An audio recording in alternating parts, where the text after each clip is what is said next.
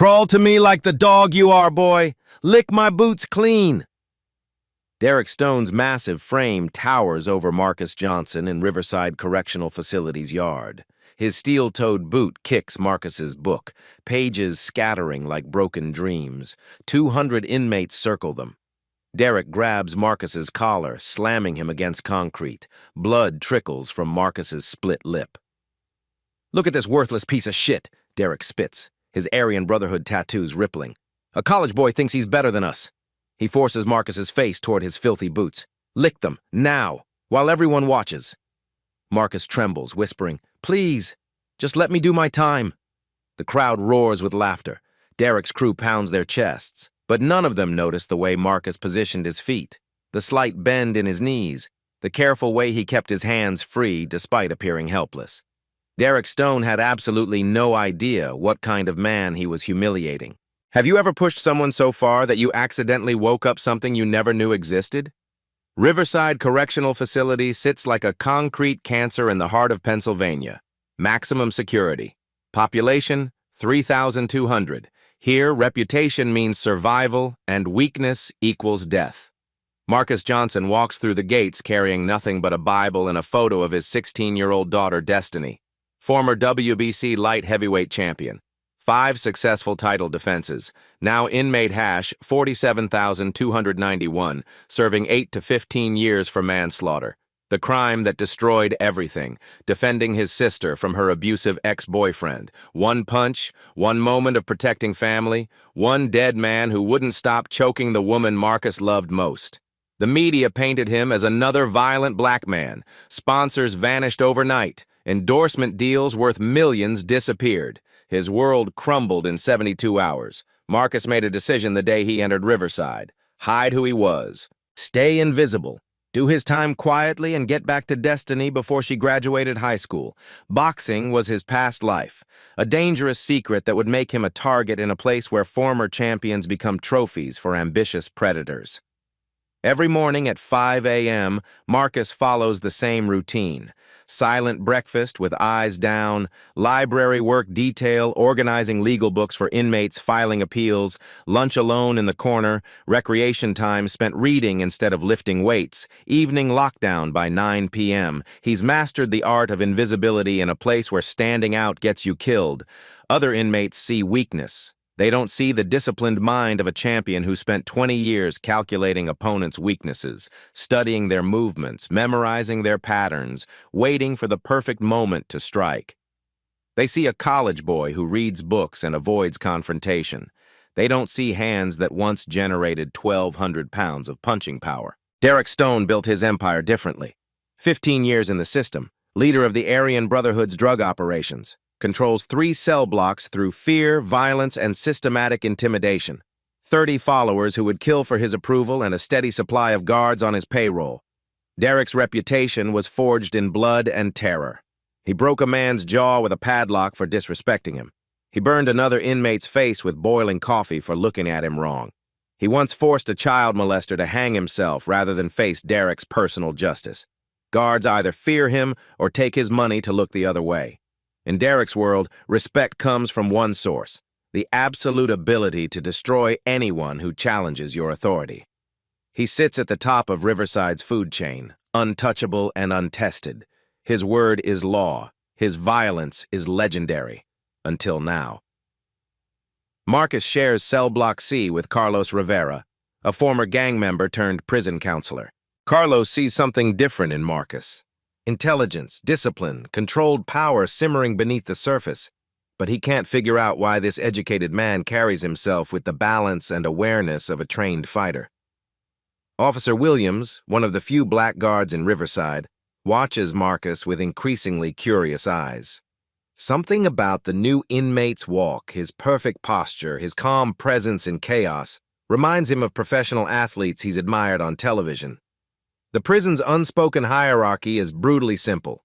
Derek Stone rules through systematic terror. His followers maintain order through calculated violence and psychological warfare. Everyone else survives by staying invisible, following unwritten rules, and never challenging the established power structure. But Derek Stone had built his reputation on breaking men exactly like Marcus, quiet, educated, seemingly defenseless fresh meat who needed to learn their place in his carefully constructed world of dominance and submission. What Derek didn't know was that Marcus Johnson had spent his entire adult life in a different kind of ring, where violence had rules, respect was earned through demonstrated skill, and real power came from discipline rather than brutality. Day 3 of Marcus's incarceration. The cafeteria buzzes with the usual tension of 800 men forced to eat together. Marcus takes his tray, watery soup, stale bread, mystery meat, and looks for an empty table. Derek Stone appears like a shadow, stepping directly in front of Marcus in the lunch line. Without warning, Derek's shoulder slams into Marcus's tray. Hot soup explodes across Marcus's prison uniform, burning his chest through the thin fabric. Oops. Derek's voice drips with mock concern as his crew surrounds them. Looks like the college boy doesn't know how to hold his food. Clumsy little bitch, aren't you? Marcus freezes, soup still dripping from his shirt. 800 pairs of eyes turn toward them. The cafeteria falls silent except for the hum of fluorescent lights overhead. Derek kicks Marcus's fallen tray, sending it skittering across the concrete floor with a metallic clang. Bread and meat scatter in every direction. Now you're gonna clean that shit up on your hands and knees like the fucking dog you are. This is the test. Every inmate knows the rules. Submit completely or fight back and face Derek's entire crew. There's no middle ground in prison, no negotiation, no mercy. Marcus slowly kneels on the filthy concrete floor. His hands shake as he begins picking up soggy bread with his bare fingers. The humiliation is complete, total, absolute. Derek's followers laugh and point. Other inmates shake their heads in disgust and disappointment. Fresh meat getting broken on day 3, a new record for pathetic weakness. Carlos Rivera watches from across the cafeteria, his fists clenched under the table. Marcus, don't do this, he whispers urgently. Fight back or you're finished here. They'll never stop. But Marcus continues cleaning, his face a mask of calm acceptance. Inside, his champion's mind works automatically, cataloging Derek's stance, his balance, the way he distributes his weight, noting the exact distance between them, calculating angles and vulnerabilities with the precision of a master craftsman. Derek plants his boot inches from Marcus's face. Good boy. Maybe you'll actually survive here if you remember your place.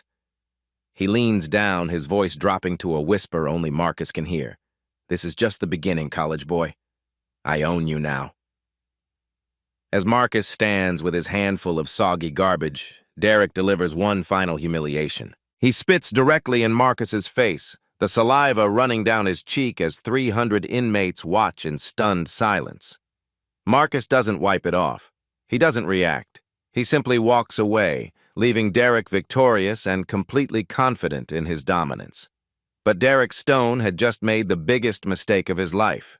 He had humiliated a man who once shared a ring with Canelo Alvarez and lived to tell about it. And Marcus Johnson never forgot an insult. Week 2 begins Derek's systematic campaign to break Marcus completely.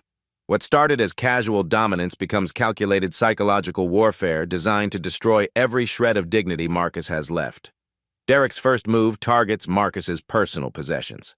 At 3 a.m., guards conduct a random cell search, Derek's arrangement with corrupt officers who owe him favors. They tear through Marcus's few belongings like animals, ripping his family photos into pieces and scattering the fragments across the concrete floor. Contraband inspection! Officer Bradley smirks, grinding Marcus's picture of destiny under his boot heel. Looks like you're hiding something, boy. Marcus watches his daughter's face disappear under dirty rubber. He says nothing, does nothing, but his hands form fists so tight his knuckles turn white. Carlos helps Marcus pick up the destroyed pieces after the guards leave. This isn't random, hermano. Derek ordered this hit. I know, Marcus whispers, trying to tape together Destiny's torn smile. The next phase involves forced labor. Derek makes Marcus his personal servant, cleaning Derek's cell, washing his clothes in the communal sink, organizing his illegal commissary stockpile. Every task designed to humiliate, to break spirit, to establish absolute dominance. Scrub harder, college boy, Derek commands, lounging on his bunk while Marcus cleans his toilet with bare hands. I want to see my face in that bowl when you're done. Derek's crew watches and learns. If Derek can break an educated man this completely, imagine what he can do to them. Fear spreads through the cell block like poison. Marcus performs every degrading task without complaint. Other inmates stop looking at him. Defeated men become invisible in prison. They represent failure, weakness, everything every convict fears becoming. But Derek isn't satisfied with simple submission. He needs complete psychological destruction. The phone call incident happens during Marcus's weekly contact with Destiny. These 15-minute conversations are his lifeline, the only thing keeping him sane in this concrete hell. Derek positions his crew around the phone booth as Marcus dials his daughter's number. The moment Destiny's voice comes through the receiver, sweet, innocent, trusting, Derek strikes. "Tell her daddy's too busy being my personal bitch to talk," Derek announces loudly enough for nearby inmates to hear. His crew laughs like hyenas, feeding off their leader's cruelty. Marcus's hand trembles on the receiver. "Daddy?" Destiny's voice sounds worried. "Is everything okay? You sound different." Derek steps closer, his breath hot against Marcus's neck. "Hang up now, or I'll tell her exactly what kind of man her daddy really is." For the first time since entering Riverside, Marcus's voice cracks. "Baby girl, I have to go. Something came up. But we just started talking. I had so much to tell you about school and—" "I'm sorry, sweetheart. I'm so sorry." Marcus hangs up, his daughter's confused voice echoing in his memory. Derek's grin spreads across his face like an infected wound. "Family time's over, bitch. From now on, you talk to who I say when I say." That night, Marcus lies in his bunk staring at the ceiling. Carlos pretends to sleep but watches his cellmate carefully. For the first time, he sees Marcus's hands moving, not randomly but with purpose. Shadowboxing, combinations, footwork patterns practiced in the space between his narrow bed and the concrete wall. Derek's perspective reveals his psychological strategy. In his twisted mind, breaking Marcus serves multiple purposes: establishing dominance, entertaining his followers, and maintaining the fear-based hierarchy that keeps him in power. "This college boy is perfect," Derek tells his lieutenant, Tommy Burke, during their nightly planning session. "Quiet, educated, nonviolent. Breaking him sends a message to every fish who walks through those gates. I own this place. Even the good ones know their place."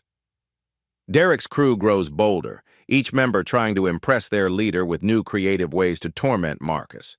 They steal his food during meals. They accidentally bump into him during yard time. They spread rumors that he's a child molester to make other inmates hate him.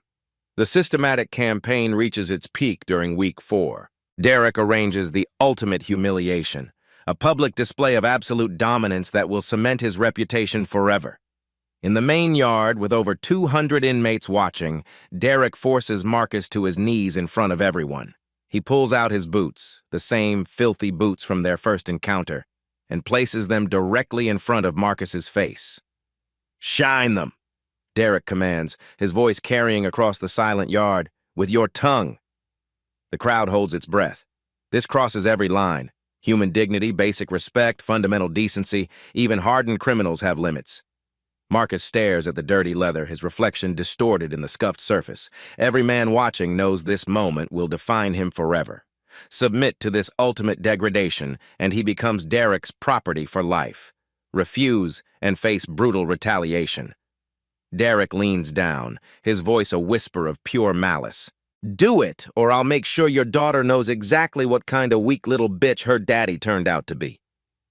Marcus's body begins to lean forward. The crowd watches in horrified fascination.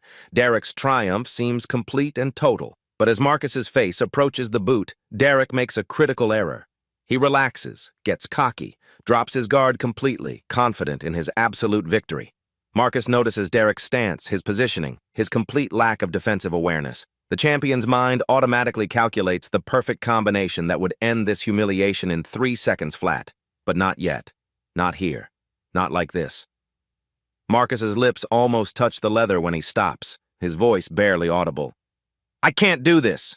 Derek's face contorts with rage. The ultimate humiliation has been refused. In front of 200 witnesses, his authority has been challenged. "Then you just signed your death warrant, college boy." That night, Marcus sits on his narrow bunk, hands shaking from adrenaline and suppressed rage. The fluorescent lights cast harsh shadows across the concrete walls as Carlos pretends to read, carefully watching his cellmate's every movement. "You can't keep taking this, hermano," Carlos whispers, glancing toward the door to make sure no one's listening. "Derek's not going to stop. He's going to keep pushing until you break completely or until he kills you."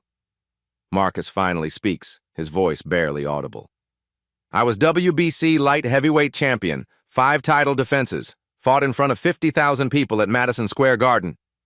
Carlos drops his book, staring at his cellmate in shock. "Jesus Christ, Marcus. You're the Marcus Thunder Johnson. My son had your poster on his bedroom wall." "That man is dead," Marcus replies, staring at his hands that once generated 1,200 pounds of punching power. "I threw one punch on the outside defending my family and lost everything. My title, my money, my reputation. I'm not making that mistake again." "But this is different," Carlos argues urgently. "You're defending yourself here. Derek's planning something big tomorrow. Word is spreading through the blocks. He's going to make an example of you that everyone will remember." Marcus reveals his plan, the strategy he's been clinging to since day one. Continue taking the abuse, document everything through official channels, file grievances with the warden, trust the system to protect him if he follows every rule perfectly. "The system?" Carlos's voice rises in disbelief. "Marcus, half these guards are on Derek's payroll. The other half are too scared to cross him. The only language he understands is violence." "I won't become like him," Marcus insists. "Violence destroyed my life once. I'm getting out of here clean, going back to Destiny and rebuilding everything I lost." But even as he speaks these words, Marcus knows Derek won't allow peaceful resolution. Tomorrow will bring another escalation, another test, another step toward the inevitable confrontation that will define the rest of his time at Riverside. Carlos watches Marcus's hands unconsciously form fighting combinations under the thin blanket. Muscle memory from 20 years in professional rings. The champion's body remembers what his mind refuses to accept. "Sometimes," Carlos whispers, "the system forces you to become what you swore you'd never be again." Outside their cell, Derek Stone finalizes his plan for tomorrow's ultimate humiliation. Recreation time, 2 p.m. The prison yard fills with inmates eager for their daily escape from concrete cells. Derek Stone has spent the morning spreading word through every block. Today's entertainment would be legendary. Marcus walks into the yard carrying his usual book, trying to maintain the routine that's kept him invisible for weeks. But today feels different. Inmates cluster in small groups, whispering and pointing in his direction. Something deadly is building in the afternoon heat. Derek emerges from the wait area surrounded by his crew, 30 followers hungry for blood and validation. In his right hand, barely concealed beneath a torn t-shirt, he grips a makeshift shiv carved from a toothbrush handle and sharpened to razor precision on concrete walls. "Ladies and gentlemen," Derek announces, his voice carrying across the entire yard like a ringside announcer. "Today we're going to teach our college boy about respect, about knowing your place in the natural order of things." Inmates abandon their activities immediately. Basketball games stop mid-shot. Weightlifters drop their bars, card players throw down their hands. They form a massive circle around Derek and Marcus, creating an arena of human flesh and bloodthirsty anticipation. Over 200 men press closer, sensing violence like sharks smelling blood. No guards in sight. Derek's carefully planned payoffs ensure perfect timing and zero interference. Hidden among the crowd, Antonio Valdez nervously pulls out a contraband smartphone. Derek's own crew member, assigned to record this moment for posterity and intimidation. The ultimate humiliation deserves documentation that will spread fear throughout the entire prison system.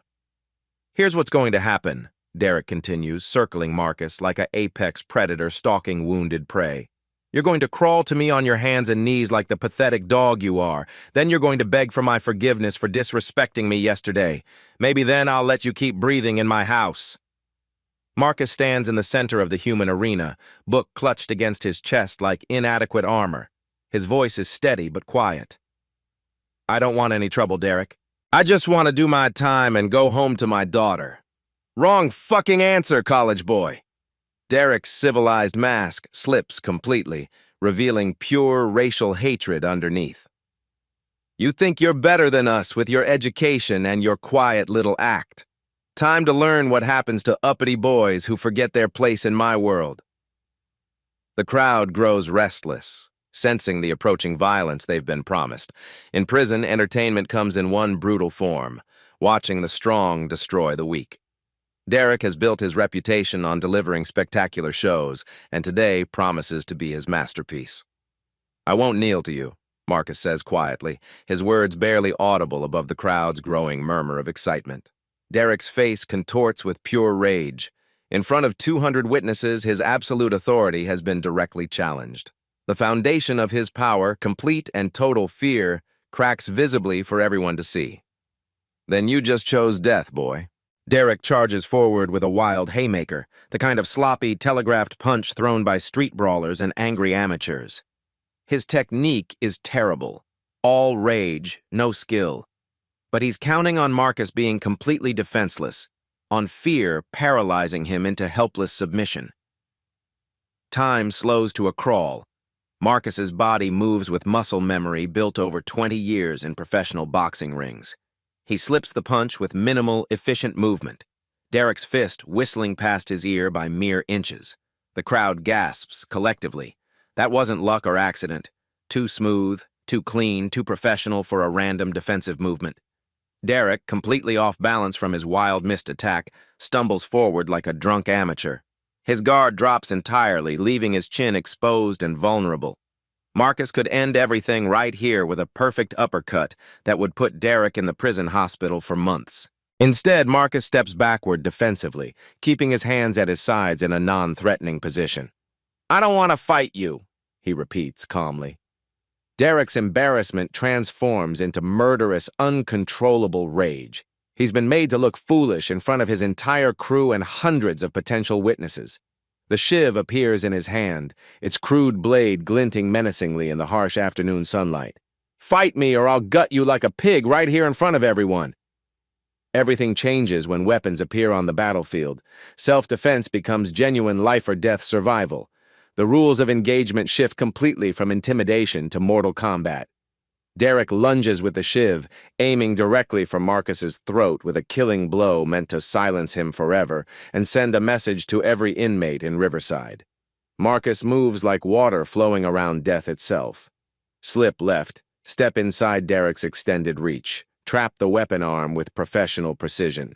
Derek's clumsy, rage-fueled attack meets 20 years of world-class professional boxing training. The left hook to Derek's solar plexus lands with surgical precision and devastating power. Derek's eyes bulge as air explodes from his lungs. He drops to his knees, gasping desperately like a drowning man fighting for breath. The crowd erupts in complete disbelief. Nobody has ever seen violence this clean, this technical, this professional in Riverside's brutal yard. Derek tries desperately to stand, shiv still clutched in his trembling hand, murder still burning in his eyes. Marcus delivers a textbook jab-cross combination, lightning fast, perfectly placed, devastating in its clinical efficiency. Derek crumples to the concrete unconscious, his body hitting the ground with a sickening thud. The makeshift weapon skitters harmlessly away across the yard. 200 hardened criminals stare in stunned, absolute silence at the unconscious white supremacist leader and the quiet black man standing over him, breathing normally like he just finished a light training session. Antonio's phone captures everything in crystal-clear detail. Derek initiating violence with a deadly weapon. Marcus defending himself with incredible professional skill. The exact moment the prison hierarchy collapsed in 3 perfect punches. Officer Williams arrives with backup guards, expecting to find Marcus beaten, bloody, and broken. Instead, he discovers Derek unconscious and Marcus calmly waiting to surrender himself to authority. "What the hell happened here?" Williams demands, surveying the scene. Multiple voices answer simultaneously from the crowd. "Derek attacked him with a shiv. New guy just defended himself. Never seen anything like it in 15 years. Within hours, Antonio secretly uploads the footage to social media through smuggled Wi-Fi access. The video explodes across every platform. Incredible prison self-defense caught on camera. Boxing fans recognize Marcus immediately. Twitter erupts. Marcus Thunder Johnson defending himself in prison. The hashtag #JusticeForMarcus trends worldwide within 6 hours as the video reaches 10 million views. But Derek Stone isn't finished. Humiliated, beaten, and exposed, he's about to unleash a vicious counterattack that will transform Marcus from overnight hero into public villain. The real war is just beginning. Derek Stone wakes up in the prison infirmary with a splitting headache, 3 cracked ribs, and a concussion that makes the fluorescent lights feel like daggers in his skull. But the physical pain is nothing compared to the humiliation burning in his chest. His brother Tommy Stone receives the call at 3 a.m. from Derek's prison contact. Within hours, Tommy's white nationalist website erupts with a carefully crafted narrative designed to destroy Marcus Johnson's newfound hero status. Violent black criminal attacks defenseless white inmate in racially motivated prison assault.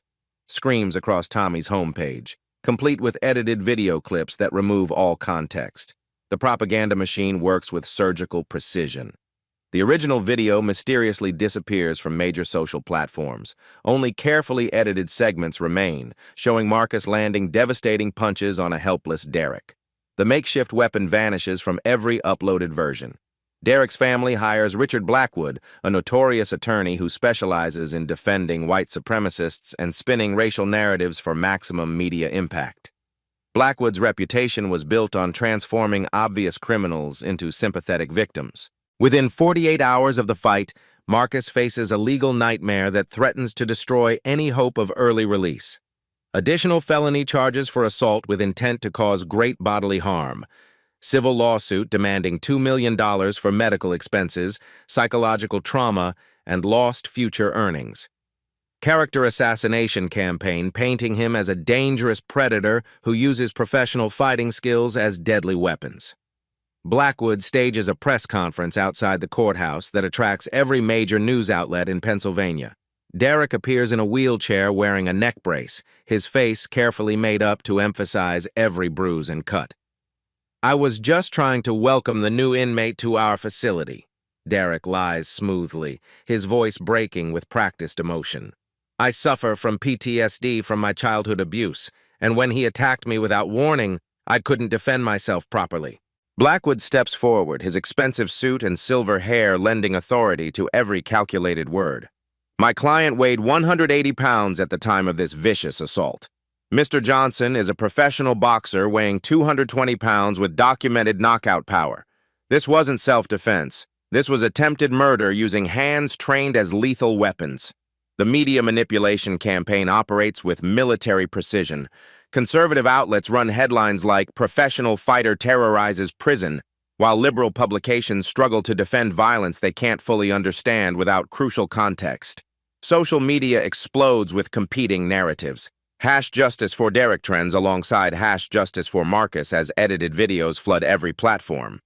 Public opinion shifts dramatically when people see only Marcus's devastating punches without Derek's weapon or racial threats. "He could have just restrained the smaller man," becomes the dominant narrative across news networks. "Professional fighters shouldn't be housed with general population inmates," echoes through congressional hearings on prison violence. Prison administration faces intense media scrutiny and potential federal lawsuits. Warden Patricia Hayes, desperate to avoid federal intervention, makes Marcus the perfect scapegoat for systemic failures. "We're launching a comprehensive investigation into how a professional fighter with violent tendencies was improperly classified in the general population," Hayes announces during her own press conference. "This represents a complete failure of our inmate assessment protocols." Marcus gets transferred to solitary confinement for his own protection and the safety of other inmates.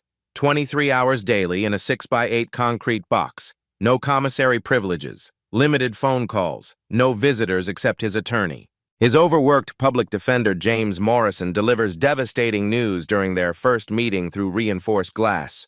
"Marcus, they're offering a plea bargain.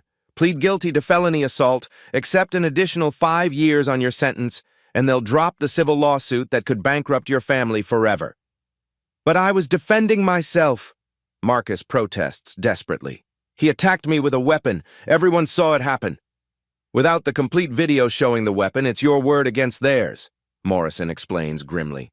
"A jury sees a professional boxer with a violent criminal history beating up a much smaller white man. The optics are catastrophically bad for your case." The isolation begins destroying Marcus's mental state. Concrete walls close in during endless hours of silence. Derek's allies spread rumors throughout the general population that Marcus cooperated with investigators and received special treatment for snitching. His teenage daughter, Destiny, finally receives permission for a visit after 2 weeks of bureaucratic delays. She sits across from her father through bulletproof glass, tears streaming down her young face. "Dad, everyone at school saw the videos," she whispers into the prison phone. "Kids are calling you a monster. Teachers look at me differently. I can't take much more of this." "Baby girl, sometimes doing the right thing looks wrong to people who don't understand the whole story," Marcus replies, his voice breaking. "The lawyers are saying you might not get out until I'm 30 years old," Destiny continues. "I can't lose you for my entire life. Please just take whatever deal they're offering." This breaks Marcus completely. He faces an impossible choice: admit guilt for defending himself or lose his daughter's entire young adult life to additional prison time. Derek's medical reports are systematically exaggerated. Expert witnesses testify about Marcus's lethal professional training and potential for extreme violence. Prosecutors paint him as a ticking time bomb who finally exploded when challenged. Meanwhile, the truth sits buried in Antonio Valdez's deleted video file that nobody can locate through official channels. From the general population, Carlos Rivera begins his own investigation using the prison's underground communication network. He knows someone recorded the complete fight, including Derek's weapon and racial threats. Carlos discovers that Antonio Valdez, Derek's own crew member, filmed everything and still possesses the original footage. But Antonio is terrified of retaliation from Derek's remaining allies and prosecution for possessing contraband technology. As Marcus prepares to accept the plea deal to minimize time away from his daughter, Carlos uncovers the key to Marcus's vindication. But accessing that evidence might cost more lives than it saves.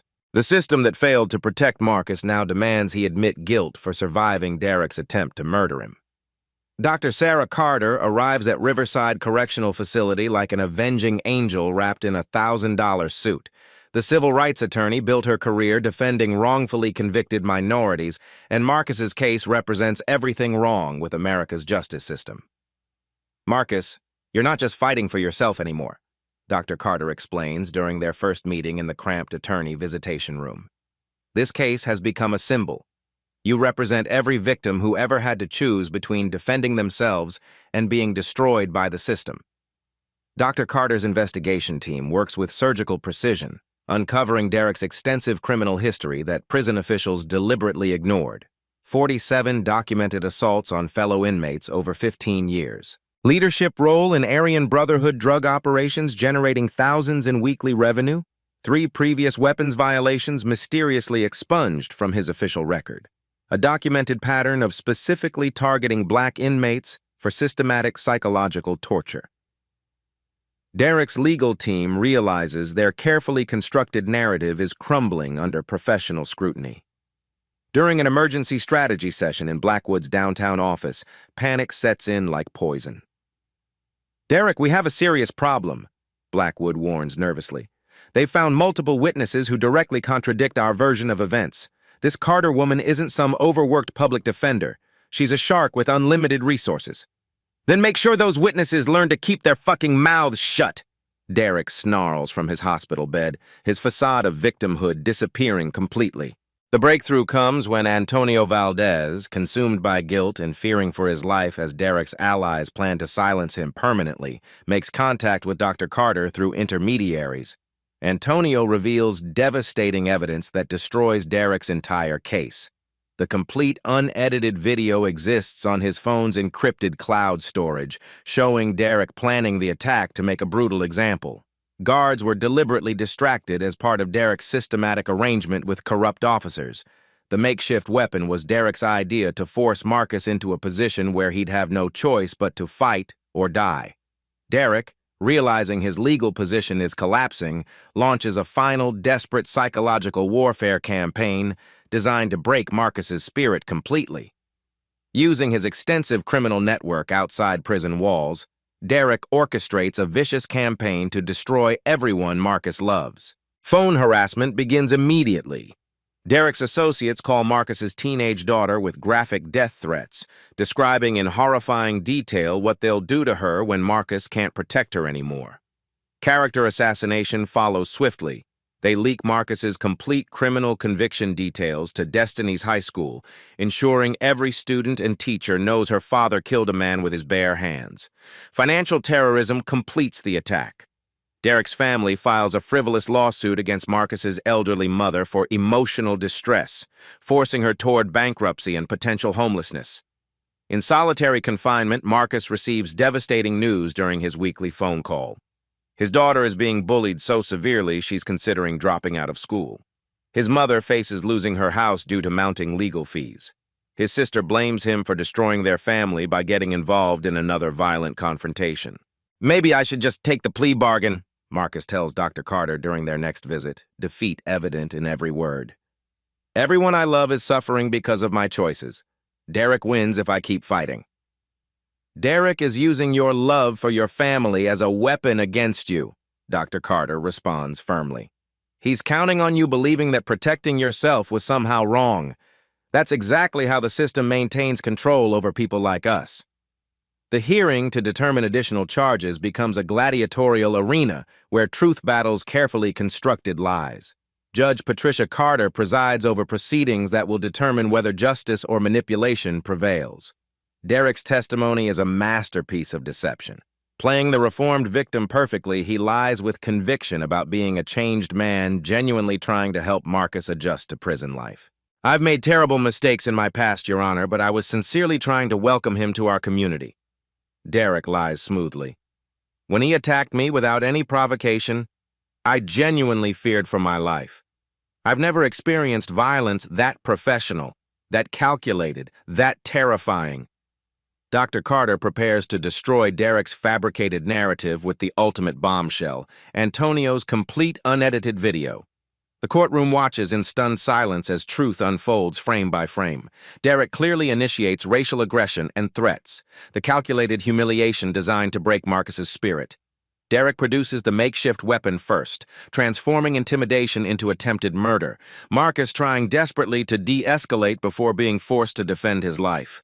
The clinical precision of Marcus's defensive response using exactly the force necessary to survive. Marcus finally tells his complete story under oath, his voice steady and powerful for the first time since entering Riverside. "Your Honor, I spent my entire boxing career in rings where violence has strict rules and immediate consequences. In prison, I learned that violence without rules becomes pure brutality, designed to destroy human dignity. When Derek attacked me with a deadly weapon after weeks of systematic torture, I used exactly the force necessary to protect my life. Nothing more, nothing less." Dr. Carter presents Derek's complete psychological profile to the court, a textbook institutional predator who systematically targets those he perceives as educated or dignified. Evidence proves Derek specifically chose Marcus because his quiet demeanor and intelligence threatened Derek's worldview. "Derek Stone didn't attack just another inmate, Your Honor," Dr. Carter argues passionately. "He attacked everything Marcus Johnson represented: dignity, education, redemption, hope. This case isn't about a prison fight. It's about whether victims have the fundamental right to defend themselves when the system designed to protect them fails completely." Faced with overwhelming evidence and Antonio's devastating testimony, Derek's carefully maintained facade finally cracks under pressure. In a moment of uncontrollable rage, he reveals his true character to everyone present. "You people don't understand anything!" Derek explodes, jumping from his wheelchair in fury. "Animals like him don't belong in civilized places. I was maintaining natural order." Judge Carter's gavel falls like thunder. "Mr. Stone, your idea of natural order appears to involve terrorizing fellow human beings. This court sees clearly who the real predator is in this case. All additional charges against Marcus are immediately dropped.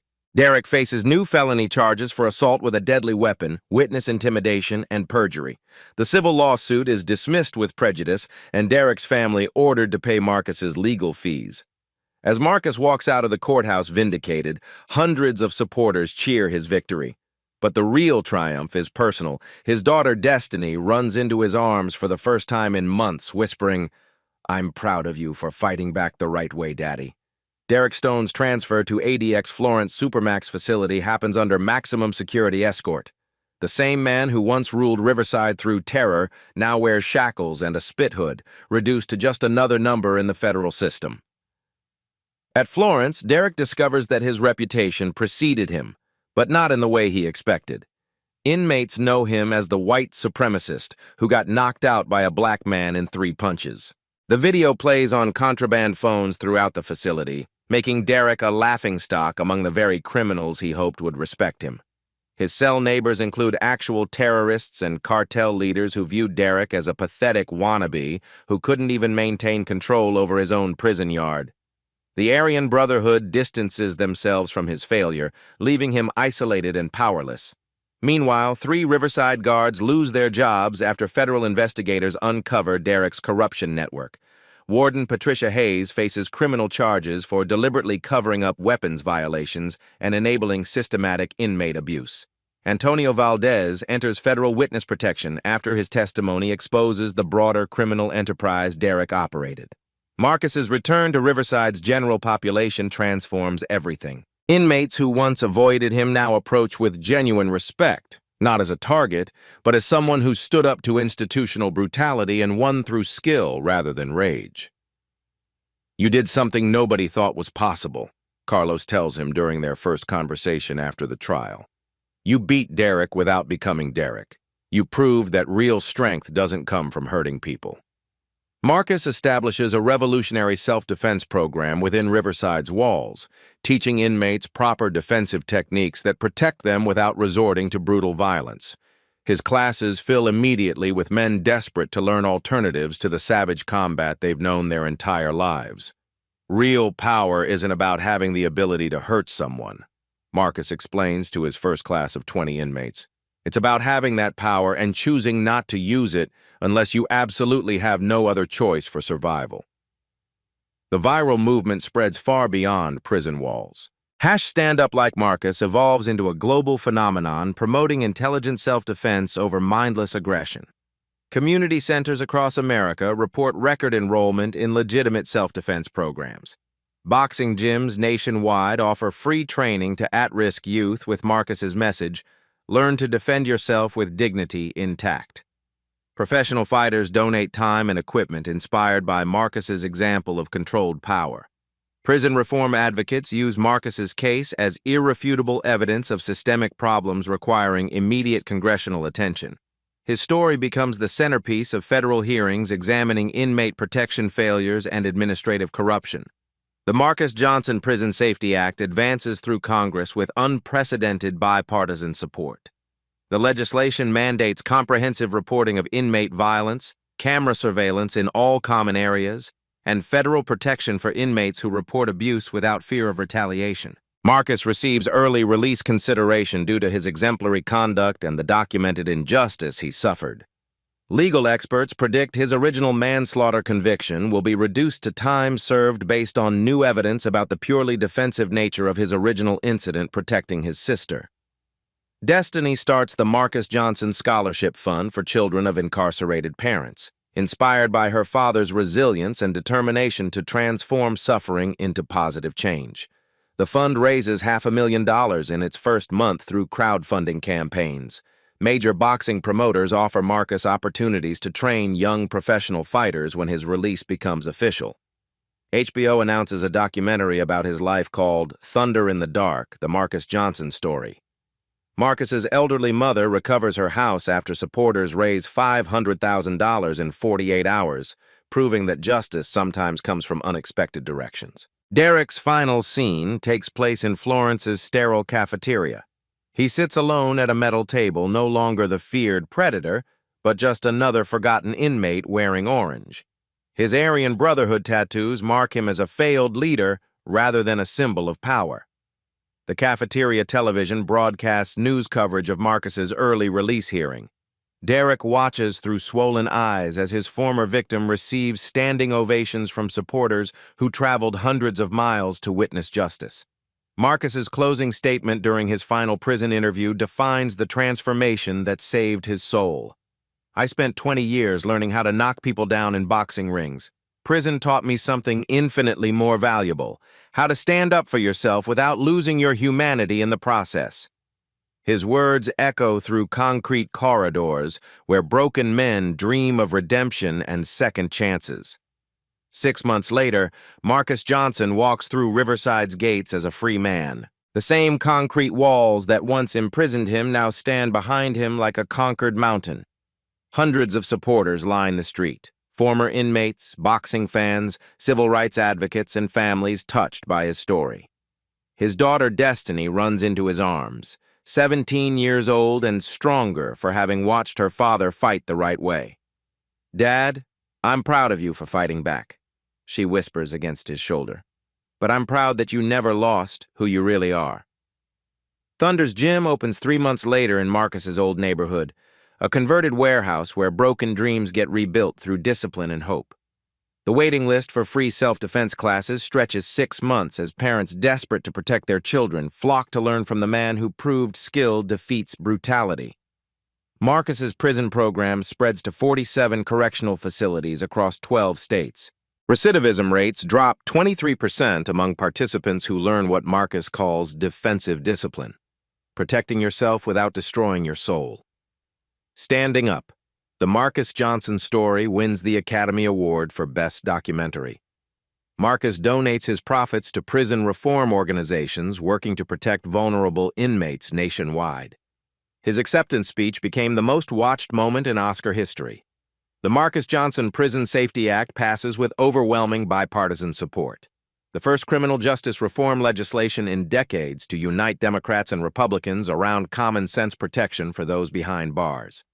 Derek Stone serves 15 additional years for assault with a deadly weapon and federal civil rights violations. His white supremacist network crumbles under federal investigation, dismantled piece by piece like the house of cards it always was. Stand Up Like Marcus became a global movement for justice and legal self-defense rights. Similar cases emerge worldwide, with victims citing Marcus's example for courage to fight back properly. International boxing federations establish Marcus Johnson self-defense centers in developing countries. Marcus's story proves that real strength flows from discipline, not rage. That justice requires courage, not just hope. That sometimes the most powerful thing you can do is stand up for yourself while keeping your dignity intact. If this story inspired you, here's how you can make a difference.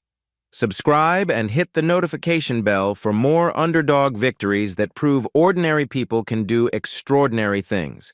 Share this story with someone who needs to hear that they're stronger than they know. Comment below and tell us, have you ever had to stand up to a bully? What happened when you found your courage? Support prison reform organizations working to protect vulnerable inmates from predators who exploit the system. Learn proper self-defense techniques to protect yourself and others legally and ethically. Remember, the goal is never to hurt someone unnecessarily. The goal is preventing them from hurting you. The video ends with Marcus teaching Destiny basic defensive moves in their backyard. She laughs as she practices the same techniques that saved her father's life, her movements growing more confident with each repetition. "Remember, sweetheart," Marcus says gently, "the goal is never to hurt someone. The goal is making sure they can't hurt you." "And then what, Dad?" Destiny asks, throwing a perfect defensive combination. "Then you walk away with your dignity and your soul intact. That's what real victory looks like. Real heroes don't just survive, they stand up for what's right, even when the cost seems impossibly high." Marcus Johnson was released in 2024 and continues advocating for prison reform through his foundation. Derek Stone remains incarcerated. No inmates have been attacked in Marcus's former prison since comprehensive reforms were implemented. If you or someone you know faces bullying or abuse, remember, you have the fundamental right to defend yourself. Learn how to do it safely, legally, and ethically. Subscribe for more stories of ordinary people doing extraordinary things. Because sometimes the underdog wins, and when they do properly, they change the world forever. Marcus's championship belt hangs in his gym next to a photo of him teaching inmates, with the caption, "Some victories happen in the ring. The most important ones happen in here." He points to his heart, where champions are truly born.